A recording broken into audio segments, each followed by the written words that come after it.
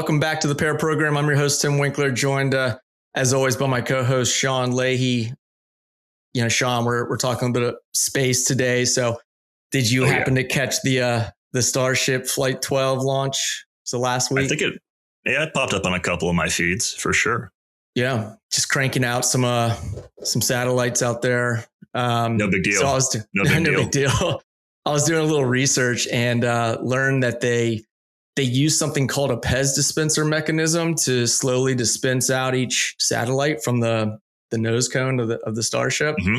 So I know exactly what you're thinking. It is in fact named for the classic PEZ candy toy. And so my question to you is, what was that GOAT kind of PEZ dispenser that you owned as a kid? Well, before I reveal my perfect PEZ dispenser, I did a little bit of research myself, Tim, right? You're not the only one with the internet connection around here. And I found out that PEZ as a company, or the people who made the dispenser, didn't like to use a lot of people's actual facial likeness because they were a little bit concerned about, lawsuits or whatever. So they got really happy when they did a NASCAR series of PEZ dispensers because they just put all the helmets on them instead. Hell yeah. No problem at all, right? But it's not NASCAR for Sean. My GOAT PEZ dispenser is the T-Rex from Jurassic Park. Nice. Strong, dude. That's strong. Yeah, I was going back and forth. Like I have distinct memories of like a Teenage Mutant Ninja Turtle, maybe like a Raphael or something. But then the OG for me was always like Santa Claus, because that was pretty much the only time I think my parents would hook me up with PEZ, allow me to eat that straight sugar pill. And but yeah, I was just super intrigued by the PEZ dispenser mechanism. Did you guys hear about that, Rich, Zach? Is that pretty common knowledge, I guess, is on how the satellites get dispensed out? Yeah, absolutely. And it's awesome seeing them go out and, especially on, some of these, rideshare missions where you've got a lot of satellites from different vendors that are getting dropped off in a similar orbit. Seeing the complexity of the sequencing and the dispensing on how do you spit these things out to where they don't collide into each other, and break any of the complicated equipment on the vehicles. A lot of great engineering complexity there. Yeah, it's cool. I mean, satellites, colliding kind of plays into a little bit about, what we're going to cover a little bit on this episode. And it feels like every time Elon sneezes, it's like 50 more satellites get shot up into space. I don't know. I find myself kind of staring into space and having a little bit of a small panic attack these days when you think about the thousands of satellites kind of cruising around at high speeds. And if they collide, what that triggers, what kind of chain reaction that triggers, everything from global GPS or communication networks or what have you. So it's just becoming it seems like a very expensive traffic problem.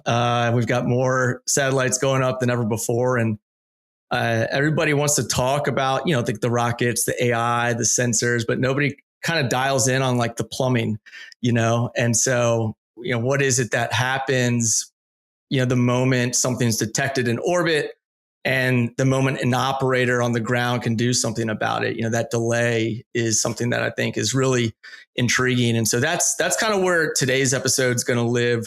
We're going to be shifting from simple awareness to true intelligence, and not just asking, where is that object, but asking, what is it doing and how fast can we respond? And solving that loop, it takes a team. Rich and Zach, from our discovery calls, you've got the sensing in orbit and you need infrastructure on the ground. And so both of you guys sit on sides of that equation and going to tag team to help kind of bring this, real world use case to our listeners. And I can't freaking wait for it. So I'm pumped. I'll do a quick intro here. We've got Rich Minford, the COO of Turion Space. Turion started with the ambitious mission of cleaning up space junk and quickly realized they first had to solve the awareness problem, and now are building maneuverable satellites to track space threats in real time. So Rich, thank you for joining us.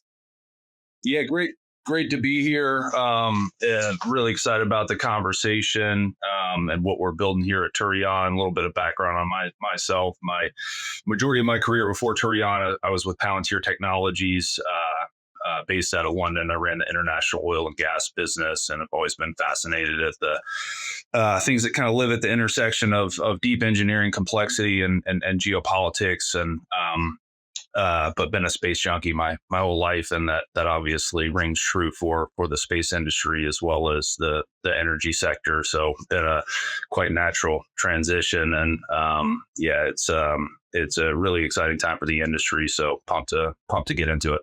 Yeah, we're pumped to have you. And then alongside Rich, we've got Zach. Is it Kirstein or? Kirstein, nailed it. Chief Revenue Officer at Northwood Space. Northwood is rebuilding the ground infrastructure layer. They use software-defined antennas that can be deployed in hours rather than months, getting critical data back to Earth before it is too late. So Zach, thank you for joining us as well. Yeah, of course. Super happy to be here. Would not have answered most emails, but you guys use Rich's name, so it's pretty easy to get me to respond to those. So yeah, super excited. Good stuff. Yeah, a little Rich name drop. That's credibility right there. So awesome. Well, before we dive into the heavy stuff, we got a little tradition here on the Pair program, a little warm up that we call Pair Me Up. We'll go around the room. We'll spitball a couple of things that go together. Could be food, tech, people, hobbies, whatever you're feeling. Sean, why don't you kick us off? Yeah, my pairing today is the summer season and delayed barbecuing. A lot of people on the East Coast just had a very rainy Memorial Day. We certainly did here in Northern Virginia. I was talking to a friend in Boston, where I guess it was drizzling up there as well. But everybody was already with their grills, ready to get after it on Monday. It did not happen. So we're going to have to wait another little while to really start the season in full force. Yeah, the grills and the pool delays, it's kind of like the Memorial Day kickoff is the opening of the pools. A lot of people were just, dealing with some light depression, I think, stuck inside on Memorial Day. Good stuff. I'll jump in.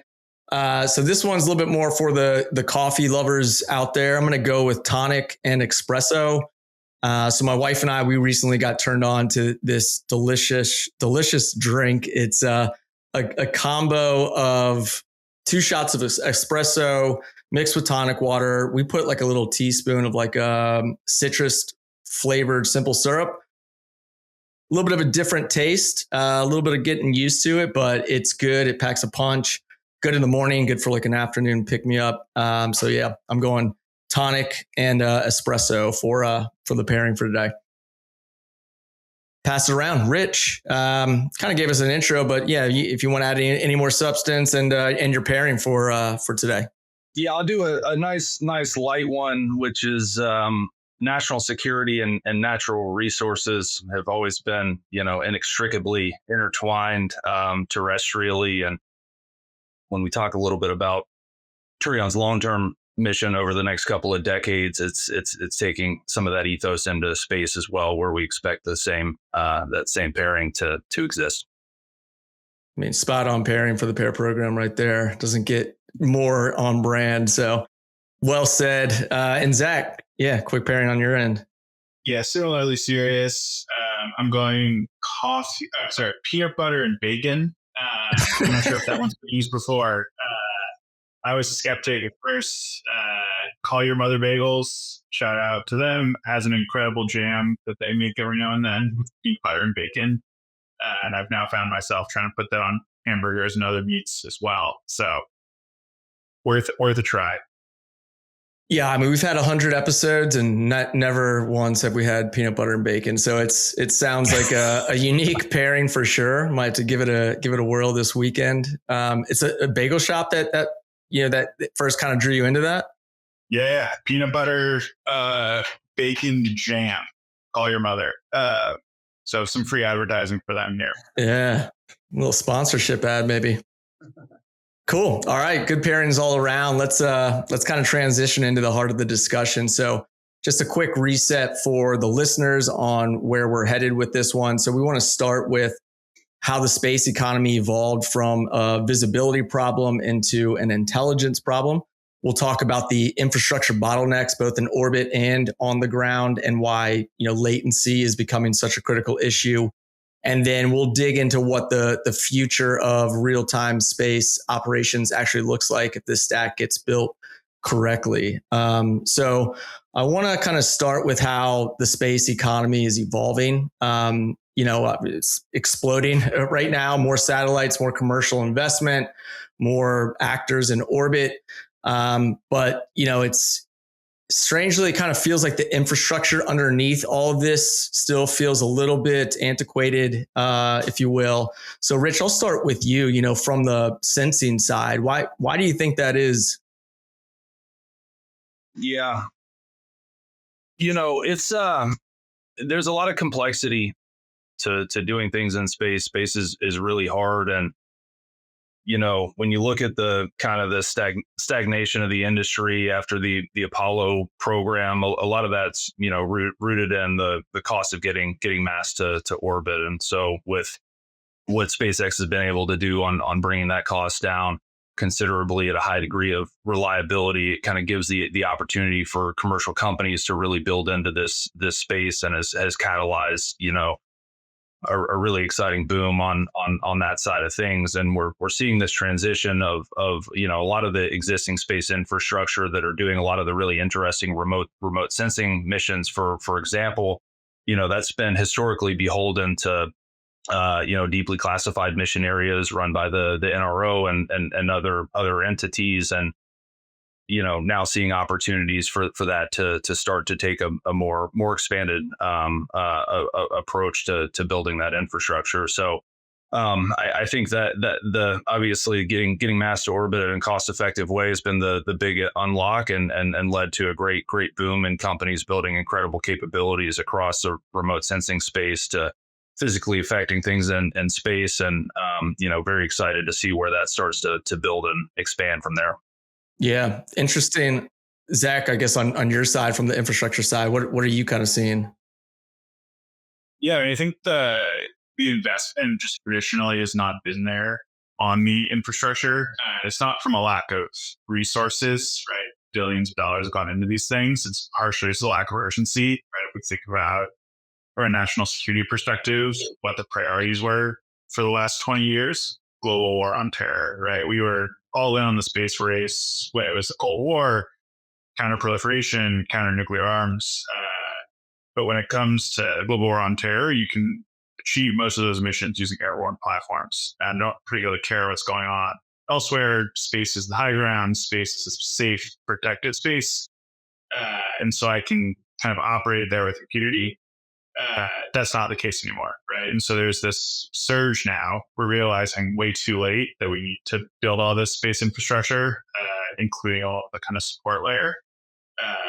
But yeah, you can't build a lot of that infra in like 6 months, right? Those are many, many year projects to get everything in place to actually be able to support all these missions. And so caught definitely flat-footed on that right now. Yeah, it's like we're trying to run a modern space economy on infrastructure that's designed for a different era, and so let's get into it, because it's obvious, the two companies that you guys are building here are, in place to kind of modernize things. Rich, let's go back to the beginning for Turion for a second. In our discovery call, that kind of that journey is interesting on some of those pivots along the way, with that original mission being debris removal. At what point did you realize, we actually have to solve awareness first before we can solve, cleanup? Yeah. Our long-term vision for Turion since day one has really been looking at we're really excited, and we think it's existential for humanity to become a spacefaring species. And, we're very excited about lunar colonies and Mars colonies. But, if we want to, get there, stay there, expand from there, that will require economic forcing functions to make that a reality. And so we think it's, things like asteroid mining are going to happen, being able to extract precious metals from raw asteroid regolith, refine them in space, bring them back to Earth, bring them back to space-based depots, take them to other places is going to be a huge sector for humanity, and we think it's very, very, very critical. But how do you get there is the question, and we think it's a fool's errand to try to go from zero to asteroid mining.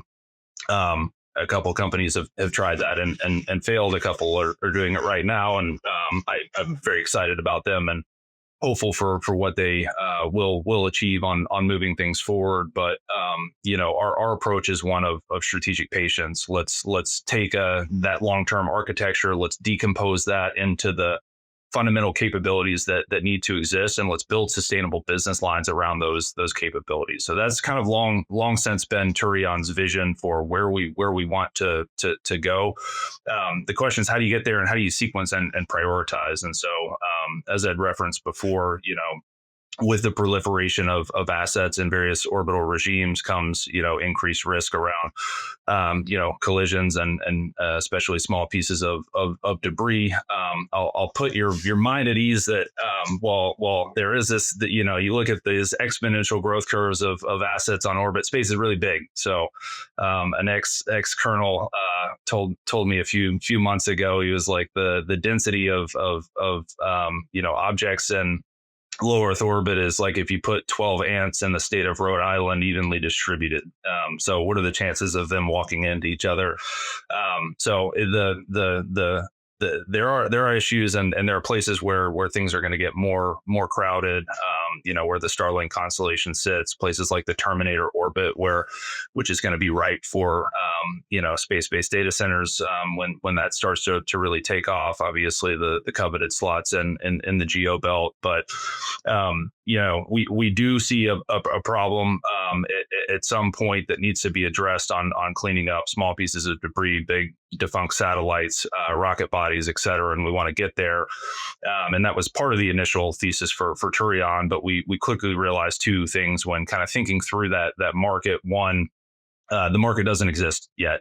It's like trash in the ocean. Who wants to pay for cleaning stuff up in space? So that will firm up. We're seeing signs of that firm up with some work that's happening both domestically and internationally. But I think that's going to take time, and the market structure for that, to really incentivize that type of activity, I think is going to be one where some unique approaches are warranted. And then the second piece was, if you want to deorbit a defunct satellite, you got to get really good at the remote sensing mission first.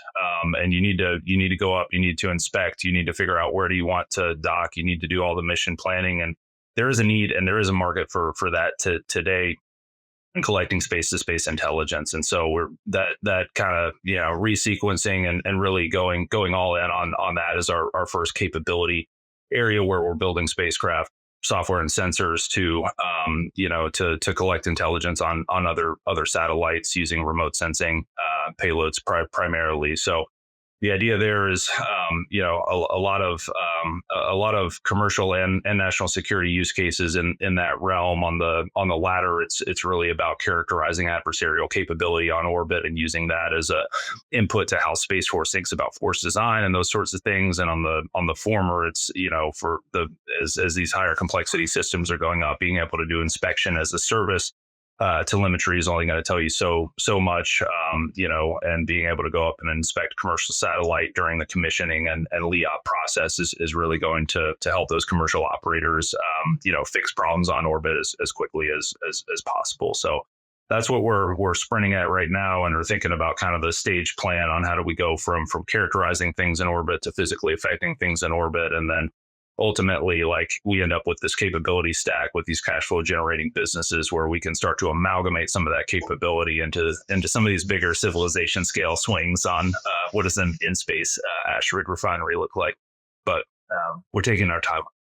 Yeah, it's an interesting kind of journey. And I want to pull on some threads there, but I want to quickly kind of pivot over to you, Zach, just, from Northwood's perspective too. Maybe, start with just the quick hits on the mission at Northwood, and then, when customers come to you, what they're asking for. Yeah, 100%. I think similar to the Rich and Turion team, like there's this overarching vision of like all data moving between space and any celestial body, like that should be flowing through shared infrastructure. If you look at tower companies, cloud infrastructure, any sort of like large infrastructure play, there is a point in the economic growth of that industry where it makes sense to have central providers of those shared pieces of infrastructure where you can recognize economies of scale, you can recognize incredible efficiencies on the building of the infrastructure, the operations of the infrastructure. And we see that kind of inflection point starting for key parts of the space economy today.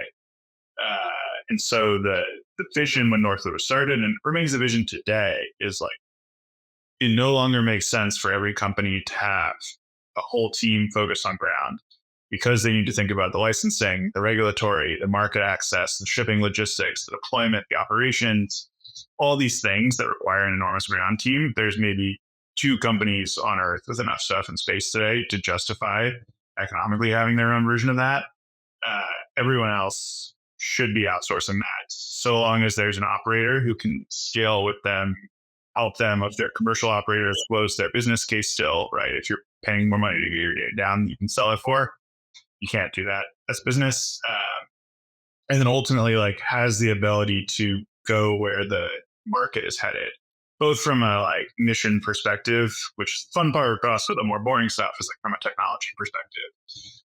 What does space communications look like 3-5 years from now is definitely not what it looked like 5 years ago, right? And so that's generally what we're thinking about a lot day to day is like, what is the actual mission requirement that the customer has? What is killing them today? What is making it such that their business case doesn't close or their mission is at risk?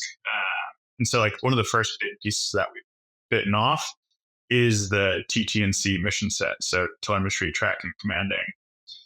All of the fun stuff that like Rich's team is working on is like, how do I move things around in space? You used to launch a satellite up. It would generally move around its orbit until eventually gravity won and pull it back in. We're now launching these increasingly propulsive spacecraft, tracking those with legacy infrastructure that has like limited tracking ability, huge gaps across the network where you like don't see the satellite for 80 minutes of its 90-minute orbit. It is like not tenable to do that with legacy infra. And so that's one of the first problems we're really taking on is how do you provide this like ubiquitous, assured telemetry, tracking, commanding for these missions that require near 24/7, 365 fast scanning, scalable comms links for those missions. And then you go from there, right? You've invested in the infra, you've built it out, you've got the fiber, you've got the land, you've got the power. How do I drop the next network on top of that and a network on top of that and just continue to kind of build this compounding asset to use a palantirism? Yeah, and just side note that both these guests were alumni at Palantir for some time, right? 10 plus years. Long time. I was on the commercial private sector side of the business, and Zach was on the U.S. government side. And they, there was a hierarchy there. Sham Sankar, the CTO, would call us on the comm side commies. So let us know our place. I want to kind of just piggyback a little bit more on the Northwood story.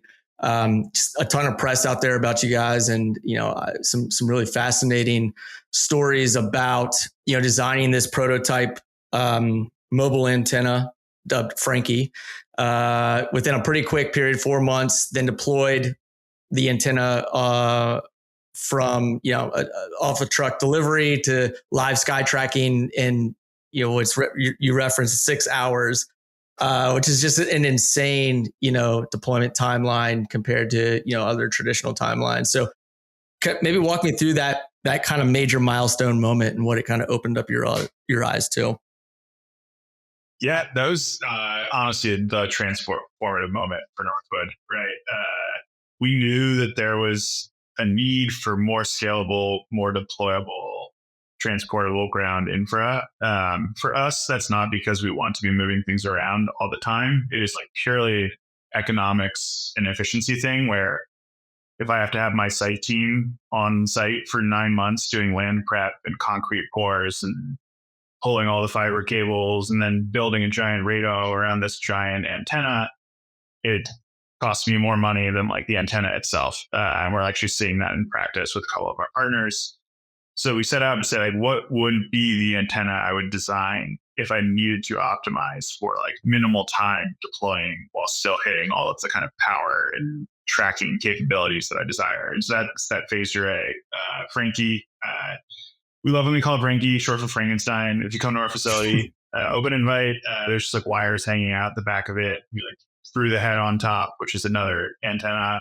It's not beautiful, but it worked. And it really opened our eyes to like, hey, you can build a really, really capable antenna out of like generally COTS or COTS based parts, COTS derived parts. You can do it quickly.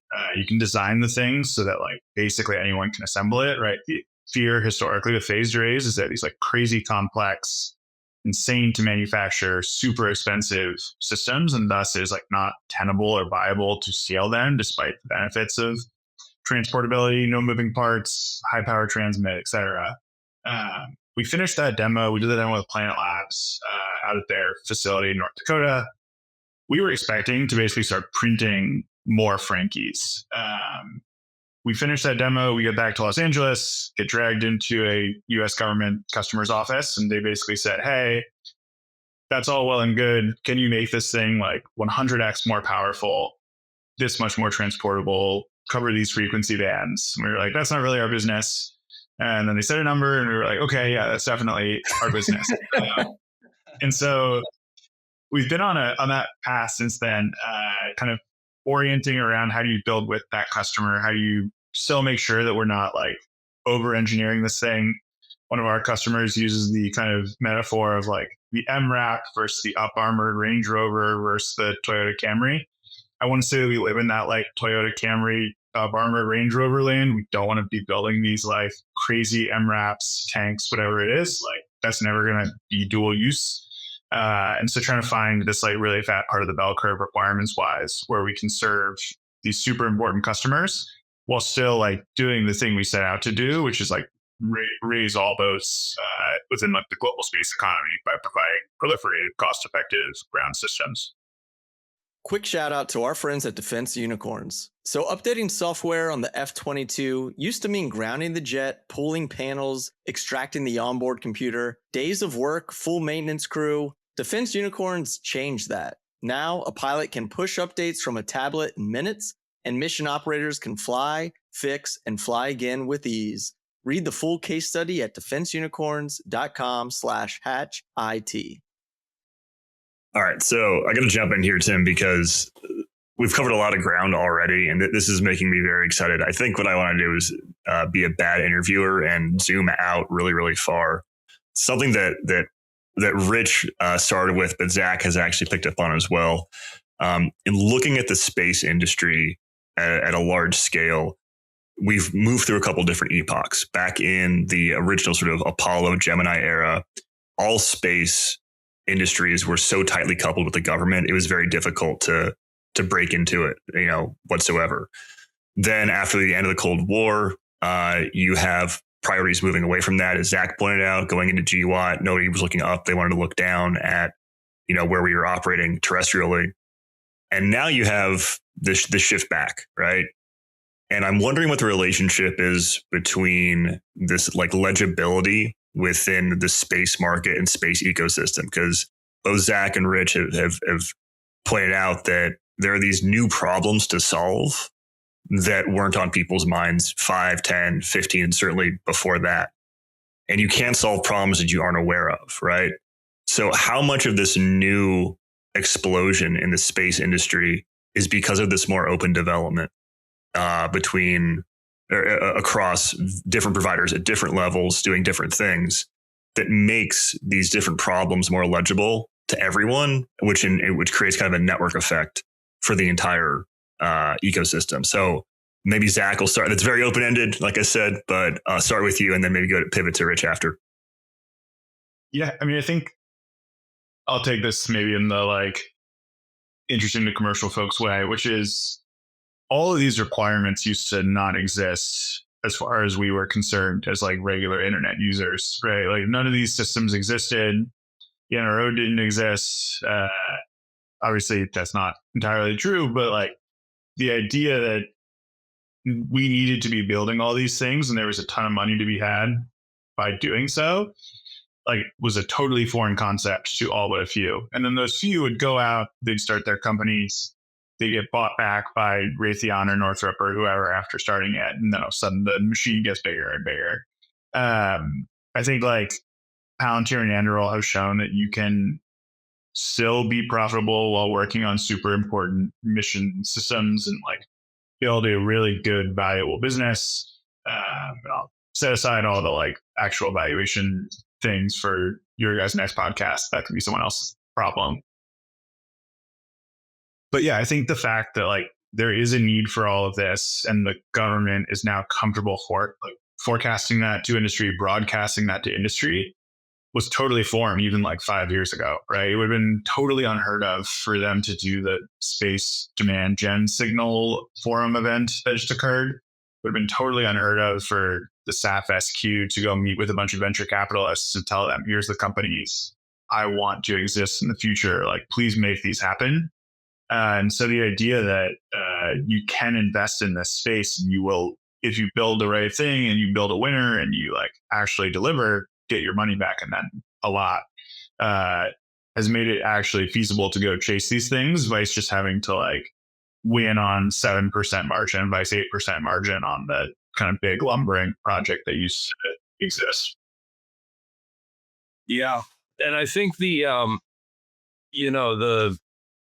it's a lot easier with a better line of sight in terms of the direction of travel with, Space Force and, NASA priorities to forecast what does need to exist. And I think that's going to really catalyze the next wave of companies that are building into this space, and existing companies like Turion that are thinking about expansion into adjacent markets. But the idea of like, what is the future of fuel supply lines on orbit need to look like? As Zach noted, the direction of travel with satellites on orbit is a lot more highly maneuverable, agile, highly propulsive vehicles with chemical propulsion that historically have been rate limited in terms of mission life on the amount of delta V that they can expend. So it's a really fun time and a really inspiring time to think about what does that infrastructure layer on things like fuel supply lines, refueling shuttles, depots, etc. And there's dozens of examples of that are starting to come down the pipe with pretty clear future demand signals as well. I'm gonna backtrack just a minute here, getting back into like this kind of real world use case scenario between Northwood and Turion here. So Zach, it sounded like you guys are changing the architectural model entirely from like fixed infrastructure to software defined infrastructure. On the Turion side, you all have raised capital to scale the droid fleet. Can you talk a little bit about, I want to, dial in a little bit about some of those scaling challenges, especially for those founders that are operating in this space and, growing. What's the hardest part about, maybe turning one successful satellite into like an actual operational, kind of constellation? Yeah, absolutely. It starts with getting something on orbit that works, and similar to the Northwood journey, that was our myopic focus right out of the gate when the company was founded, and let's get something on orbit as quickly as possible. And the team was able to do that in about 18 months, which is quite quick for a space startup. Getting Droid 1 on orbit. And operational, had a great 3-year mission life, collected over 25,000 images, doing that space-to-space intelligence mission. That's what it takes. Like, we learned a lot. That it was not an easy journey. It took us nine months to commission the vehicle, but really informed, what does the future architecture need to look like, across spacecraft. software and payloads, and we're able to kind of roll that into the second vehicle, which launched about a year ago, another internal developed program. And we were able to kind of use those two successful missions. The second one's is doing great as well, and you're just finished up year one of its mission in low Earth orbit, collecting what we call resolved non-Earth images of other satellites that it opportunistically flies by. And it's a high complexity mission because it's like the relative velocities of these things are crazy. It's like if you put a camera on a bullet and shot it past another bullet, tried to take a picture. It's like that sort of scale where you need a lot of, really good mission planning on where stuff is going to be and when, and, precision timing on when you're doing image capture and that sort of thing. But from here for Turion, it's like the sequencing, the capability development. So the first vehicle had no propulsion, fell out of the sky after a 3-year mission life in a natural decay. Second vehicle, electric propulsion, so we can do station keeping to stay in where we want to be in low Earth orbit, but we're not maneuvering two targets to get really, really high quality images. Next vehicle, chemical propulsion, with the ability to do what's called rendezvous proximity operations, where we can fly around objects and maneuver two targets in a lot more in a faster manner and much better, remote sensing capability on that vehicle as well. So, for us from here, it's kind of getting into that low rate production mode where we're starting to build out. I think we've got a strong understanding of product market fit that's validated by programs of record. The Andromeda RGXX program of record is is kind of the next big thing on what does reconnaissance and surveillance look like in the geo belt, and they want small, modular, highly maneuverable rendezvous proximity operation and refueling capable vehicles to perform that mission, which is a bit of a departure from the existing NRO architecture for that mission area. So, for us, I think the next big challenge on the production side is how do we really look to ramp up, and that's where a lot of the you hear Elon talk about SpaceX and like what's been the hardest part there. It's like full rate production is pretty unanimously understanding across folks. Like that's where it gets really hard. So we're not quite there yet, and we're excited to bite that off when it comes. Yeah, it was cool to see. I was just kind of stalking the Turion YouTube channel, and that first satellite getting put into production. It was like the whole team was there, and it was a big moment. It was really kind of cool to see everybody there and kind of cheering it along. Yeah, huge moment, and it was like get something that works on orbit, and the mission statement or motto for Droid 1 was just get it up there. And I don't think many people thought it would work, but they got it work, and I can take no credit because I wasn't there at the time. But yeah, we'll just Photoshop you into the celebration there.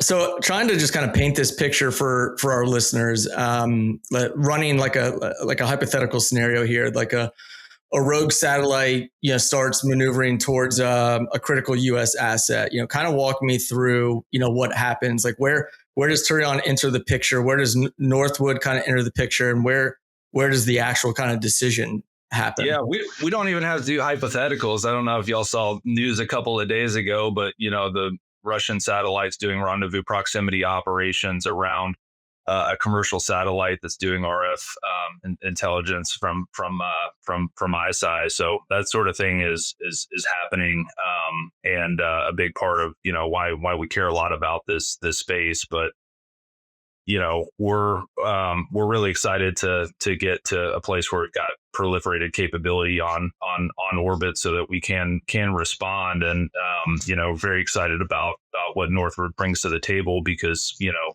right now, our concept of operations are around this as we go and we gather intelligence about another satellite on orbit, and then we're waiting for the next ground station pass, and it can be 6 hours, 8 hours, 10 hours before that data is back down to ground. And so really getting to a space where you can do this in a more real time way is going to be a huge unlock for the industry. Zach, where does kind of Northwood come in on that scenario? Yeah, I mean, Rich alluded to it quite well. I think the like other piece of this that I was always surprised to learn at first was like these maneuvers do not unfold like they do in Star Wars with like the TIE fighters zooming around and like hard banking. Like these rendezvous proximity operations unfold over the course of days, and like just the way that orbital mechanics work is like maneuver, okay, very slowly start plane matching, maneuver, okay, start like moving into the like cross track with the satellite. All that requires like contacts at the right time when you make that maneuver, or at least like queuing that up, tracking that maneuver, understanding whether you actually made the maneuver you intended to make, whether you need to recalibrate very quickly for the next maneuver. Right. If you think about just like the scale these things are happening on, how precise these things need to be. If I burn for 0.5 seconds too long, I've just like shot tens of kilometers past where I meant to shoot. Tracking all of those things with these like old static dishes that like may not be even available. Maybe you can't track well enough. Maybe I only have one, so I can only point to where I'm supposed to be, not where I may have accidentally gone. That's the problem we're really trying to get after on some of these types of use cases, where if I have a phased array, I can kind of see the whole sky, I can scan super quickly, I have multiple beams, I can provide that kind of constant comms cone that the mission needs for that maneuver and kind of well beyond it, especially if I'm getting into these like multi-satellite operations, right? Right now it's very much one-on-one, where we're going to get to an N versus N situation very, very quickly. I think even like right now, right, there's 4 or 5 Russian satellites moving towards the ISVs. As I'm trying to control multiple spacecraft in multiple RPOs simultaneously, I'm going to need a lot of ground that can be scaled very, very quickly, called out very quickly, allocated very quickly. And so making sure we have the capacity out in the world that we need in time to support these missions is like focus number one right now. Zach, I wanted to hone in a little bit on the Space Force contract. Can you kind of lean into that a little bit and tell us a little bit more about what that award kind of means for you all as a business? Yeah, I mean, I think the like dollar figures are exciting. The kind of construct around it's exciting. It's a $50 million OTA with what is now PABMC3I out of Space Systems Command. That's all very fun. It's for us to kind of deploy global capacity for them / with them. The thing that I think that's most exciting about it is how far forward the Space Force was willing to lean on the business model around that offering. It is not, here's $50 million, go build us a bunch of antennas, sustain them, and like, we'll see you guys later, which is how things typically are built. It was a long back and forth about like, what is the business case that you guys are trying to actually deliver here? Here's what we need from a capacity perspective, both today and 5-10 years from now. How do we incentivize you guys to go build what we need while not necessarily becoming your only customer, while not making you guys totally pivot how you operate? And so we've landed on this like very clean, very, very commercially friendly, but still gives the government all the control assurances they require of capacity in order to kind of make sure we're building the stuff they need. So they get to be the big kind of anchor customer. That's our words, not theirs. At certain sites, they get to put their finger very heavily on the scale about what features we are prioritizing, what sites we're focusing on, frequency bands, et cetera. And that might sound like kind of obvious, just like go to market to any group ever, but the idea that the government is like willing to actually directly engage in that is kind of crazy for us. So we're super excited about what this is today, but also like what this looks for at scale, right? This is just the like first phase of that project.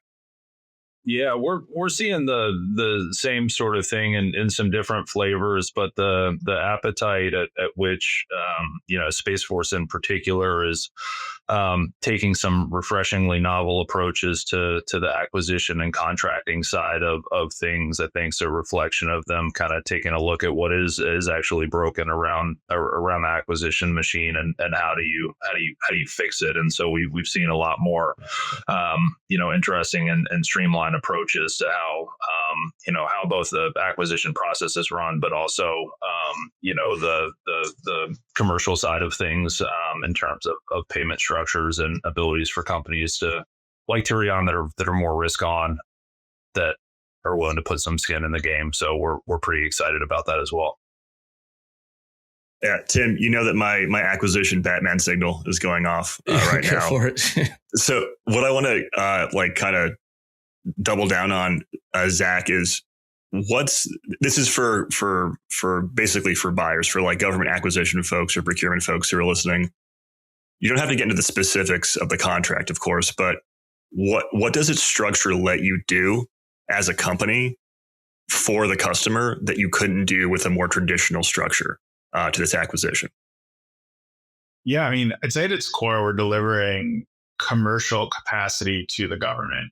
And so fundamentally, what that lets us do is give them a lower price on faster schedules with like less all-in commitment than they otherwise would need to outlay. Right? We're not asking them to give us all this money up front.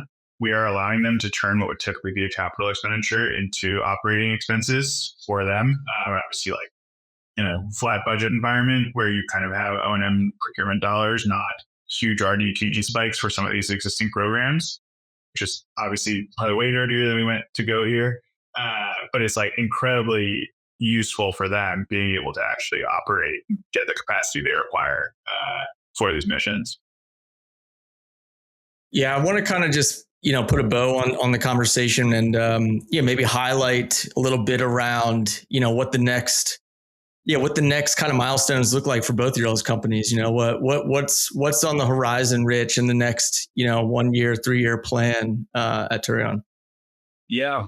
For us, I think we've had a really exciting last 6 weeks where, we closed out our Series B financing round, $85 million raise, which sets us up well for the next stage of growth. And we were announced on two of the most consequential Space Force programs, and Andromeda for the future of reconnaissance and surveillance and GEO, and then the Space-Based Interceptor program as a part of the broader Golden Dome architecture. So, for us, it's about focus and discipline and execution. That's where we've, I think, really stood out from the crowd. Like we, being 2 for 2 on our first two vehicles, execution on our existing StratFi program with Space Systems Command has gone really, really well. We're excited to get those vehicles up, 1 to low Earth orbit next year, and then 2 up to GEO.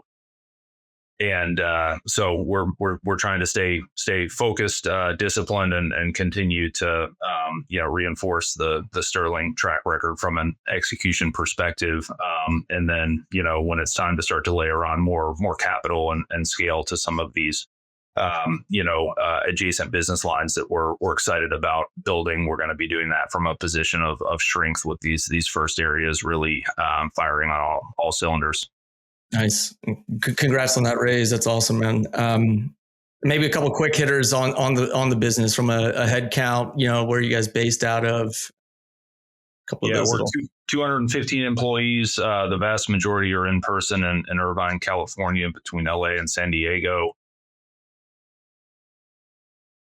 Very nice. Zach, same question to you. I mean, what can folks be excited about the future of Northwood here over the next few years?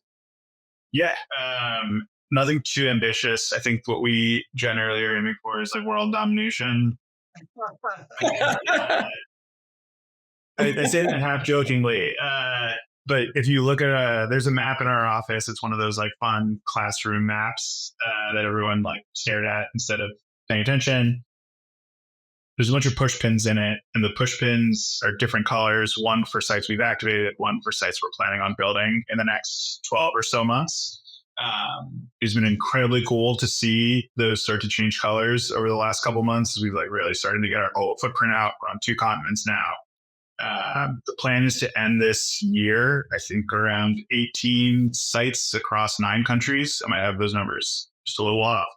But really ending 2027 with a truly global footprint. And it's not going to be every frequency. It's not going to be every orbit. It's not going to be every single thing. But having that initial base of operations established from a market access and a regulatory and infrastructure perspective, the world's our oyster from there. And so that is really our number one focus right now is get that network built out and then go do everything else on top of it from there. That's sick. Yeah, I can see the team just throwing down on a serious game of Risk, after hours in the office. Cool. Let's put a bow on the conversation and kind of wrap with a fun little rapid fire Q&A segment we call the 5-second scramble. So this will be some quick hit questions. Sean, why don't you lead with Rich, and then I'll close with Zach. Happy to. All right, Rich. Quick, short answers, and let's see what you can do here. First off, what's one thing about the culture at Turion that you want everyone to know about? We've really tried to kind of blend the best of places like SpaceX, Palantir, and Skunkworks.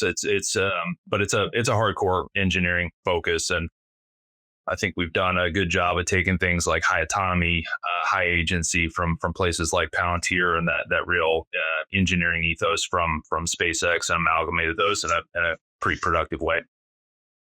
Awesome. Over the next 90 days or so, what kind of roles are you hiring for, just so that any listeners who might be interested in working with you know what you're after? Literally everything. So the business, finance, mechanical engineering, electrical engineering, GNC, mission engineering, astro, you name it. If it's related to space, I'd love to talk to you. Fantastic. If you had to explain Turion to a 5-year-old, how would you do it? We're going to mine asteroids eventually. Yeah. Honestly, as a 36-year-old, that gets me pretty pumped up. So you nailed that one. Back at the beginning of the episode, you mentioned natural resources and national security. What's going to be the most valuable natural resource in the space economy? Oh man, that's a tough one. Obviously, the ability to make fuel on orbit's gonna be critical. Water serving lunar bases and also as an input to fuel is important there. And but my heart's on the precious metal side. Gotcha. What's a skill that you learned early on in your career that you might have thought was useless at the time, but has turned out to be very valuable? Let's see. I think, transparency and being honest and direct, even in, really, really challenge situations, something I grew up with. My parents reinforced and have carried with me. And it's one place you can never go wrong. Gotcha. And to kind of pair that up, what's the best leadership advice you've received? And if you want to share, from who? Let's see. Kind of builds on that, but I won't go too deep into this, but when I was in London, got very involved in the international baseball community, was playing semi-pro ball over there, and was an assistant coach on the Great Britain under-23 national baseball team, which most people don't know exists, but was good fun and a grand adventure. But was talking to a bunch of folks in the coaching community about when I was taking on a managerial role for the first time. As a double A coach in the Pittsburgh Pirates organization, told me, when you're leading teams, and this is applies in baseball and business, but you're totally vulnerable and exposed in front of them. And so, with that in mind, you've got to be authentic. And you can't, it's not about putting on a leadership character. You just got to be yourself, be authentic, and the rest will take care of itself if you got the mettle. I love it. And especially as a baseball fanatic, that is the best possible foreign relations strategy, is to just teach people in the country's baseball. Rich, what's something that has nothing to do with work that you're surprisingly good at? I'm a great pitcher. Still I probably can't hit anymore, but I could run it up to the upper eights. I love it. What's one book or a movie that you would recommend for everyone to read? And maybe let's couch that towards people who are interested in the greater space economy. When I was joining Turion, I loved When the Heavens Went On for Sale, that talked about some of the first movers in the commercial space ecosystem post SpaceX. Talks about Planet and Rocket Lab and some of those stories, very very inspiring. Missions, and really think led a lot of the explosion in the industry. So I believe that's Ashley Vance. Awesome. And then our final traditional question here on the pair program: what is one charity or philanthropic effort that is near and dear to your heart that you want our listeners to know about? Let's see. There's a more kind of specific one on, the Hurricane Helene hit where I grew up pretty hard a few years ago, and the community there is still recovering. So, any money to the local fire department, that part of the world is certainly appreciated. And then, I really enjoy coaching as a way to get back and to give back and in the community when I was in London, and something I would always encourage is getting involved in youth sports. Outstanding. Rich, thanks so much. Back over to Tim and Zach. Yeah, good stuff. Thanks, Rich. Zach, you ready? If Northwood had a company walkout song like players do in baseball, what would it be? That's awesome. Something like early 2000s era new metal. If I had to pick one, Rob Zombie, something like that. Yeah. There's some lore from a company offsite that I'm probably sworn to secrecy on. Get the people going. What is the number one skill or trait that you kind of look for when you're hiring up talent? Yeah, I think there's probably, I'm going to cheat and give you two. One is like extreme ownership. I think someone who just won't sleep till the thing's done, and also has a deeply internalized sense of accountability. Two is just analytic horsepower and flexibility. It's can this person get up to speed hyper quick on something they've never seen before and wrap their head around it and become an expert in seconds, and then actually portray that expertise externally confidently. Nice. What are some roles that Northwood's hiring for over the next 3 to 6 months? Everything. I think this is probably a common refrain you'll hear across the space industry is so much work to be done, not enough people. Software, FPGA, EEs, lawyers, regulatory, finance, national security, go-to-market, wizards, everything in between. All the jobs. Of all the tech breakthroughs that you've seen, what's one piece of space tech that you thought would be kind of real by now, but isn't quite there? Yeah, 8-year-old me would say flying cars. I recognize now why that's actually not that useful. I still want them. That's a great question.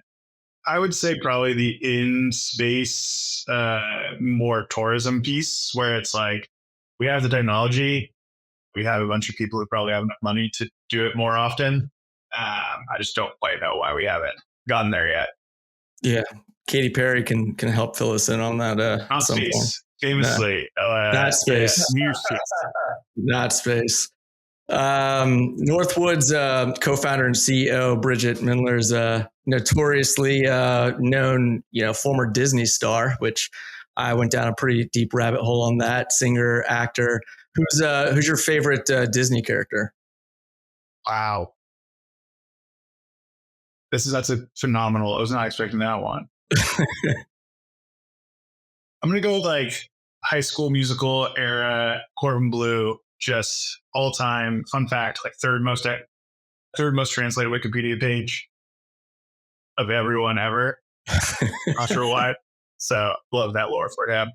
Okay, good stuff. What was your favorite kind of childhood sci-fi movie or kind of space show? Yeah, I actually wasn't a huge sci-fi space kid. Spaceballs was my favorite, and that doesn't totally count. But every time it rained at camp, we would watch Spaceballs. I thought it was hilarious, so I'm going with that. Shout out Spaceballs. What was your very first job? sales and trading analyst at Morgan Stanley. I did not last very long in that role. Was not meant for that life. So bounced out to Palantir pretty quick. Who is an underrated founder or builder in the space ecosystem that you think we should have on this podcast? Oof. Yeah, it's so hard because there are so many just like crazy, scrappy, hungry, early folks right now. I would love to get like all the guys doing optical on the podcast and various comms things. The Azora guys, Perry guys. I don't know what I want to say, though there's some other folks doing some very exciting early things. But we can talk offline. I can say, you know what? Sounds good. We'll tap you. What's your ultimate kind of comfort food after a long kind of stressful day? Ritz. Nice. Good stuff. And then closing question, what's a charity or philanthropy that's near and dear to you? I'm staying local to DC. I'm going to give a shout out to Martha's Table and DC Central Kitchen. Just awesome local charities doing awesome stuff for the community. Good stuff. Yeah, we'll give both those a shout out when the episode goes live. And Rich, Zach, thank you guys both for joining us and sharing some insights on the space ecosystem. Appreciate it. Thanks, guys.